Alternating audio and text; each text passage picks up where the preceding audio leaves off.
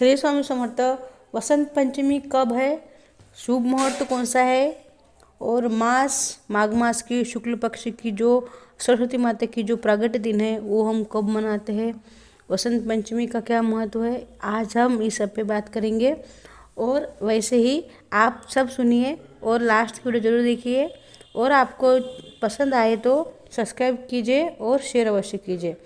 तो वसंत पंचमी 2 को या 3 को, वैसे तो 2 दिन, बहुत सारे लोग 2 दिन मनाने वाले हैं।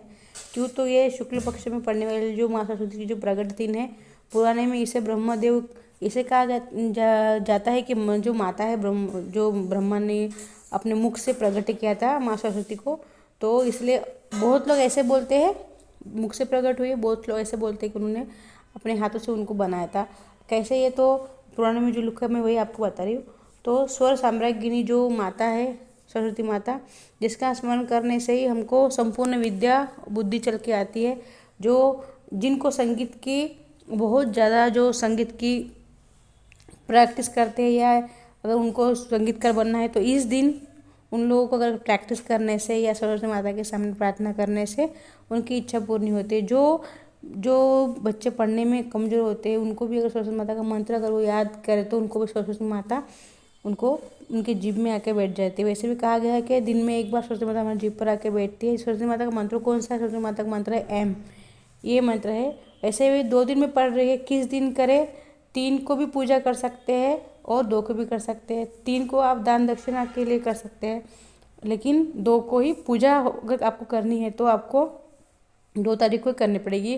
देखो 11 बजे से शुभ मुहूर्त मैं आपको बता रही हूँ, 11 बजे से लेके 12:34 तक है। तो आपको ये पूजा आप 2 को ही कीजिए, क्यों तो 9 बजे शुरू हो गई है, शुभ मुहूर्त शुरू होता है 9 बजे से 2 तारीख को। ये पूजा के लिए 2 तारीख का ही अच्छा माना गया है, लेकिन जो लोग दान करते हैं पूजा पाठ ब्राह्मण के द्वारा, जो ब्राह्मण को बुलाते हैं उनको दान दक्षिणा करते हैं, उनके लिए 3 तारीख की मनाई गई। लेकिन हम सब लोग 2 तारीख को ही मनाने वाले हैं। जिनको विद्या चाहिए, विद्यार्थी लोग भी, विद्यार्थी के लिए अति आवश्यक माना गया है ये दिन। विद्यार्थी के लिए भी ये दिन 2 तारीख का दिन ही अच्छा माना गया है। तो आपको सरस्वती माता का अगर आप संकल्प लेके एम नाम का जो एम मंत्र होता है, माँ सरस्वती माता का बीज मंत्र है एम, तो वो एम मंत्र आप अगर रोज अगर आप 108 बार बोलते हैं तो बहुत अच्छा। लेकिन अगर आपको नहीं बोलना है तो ऐसे गुप्त तो चल रही है, तो आप क्या करेंगे, आँख संपन्न कर लेके माँ के सामने बैठ के अगर कम से कम 1 लाख अगर मंत्र जाप करते हैं तो आपकी जीभ पे सरस्वती माता हो तो अब आके बैठ जाते हैं। वही स्वर साम्राज्ञिनी माता है। तो अगर आप संगीत की प्रैक्टिस करते हैं तो आपको संगीतकार बनना है, अच्छा अगर आपको मौका चाहिए तो ये बहुत ही अच्छा अभी नवरात्रि का भी दिन है, और आप माँ सरस्वती माता की पूजा भी साधना भी कर सकते हैं, तो अवश्य कर लीजिए।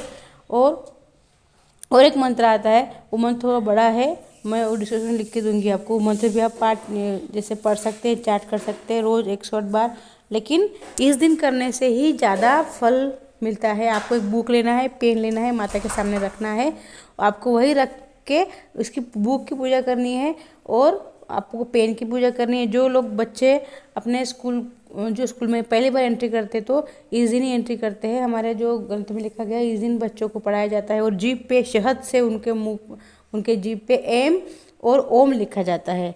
वो भी सोने के किसी भी चीज़ से लिखी जाती है, अंगूठी हो उससे भी लिख सकते हैं, एम लिखिए। अगर आपको अच्छी लगी जानकारी चलो सब्सक्राइब अवश्य कीजिए।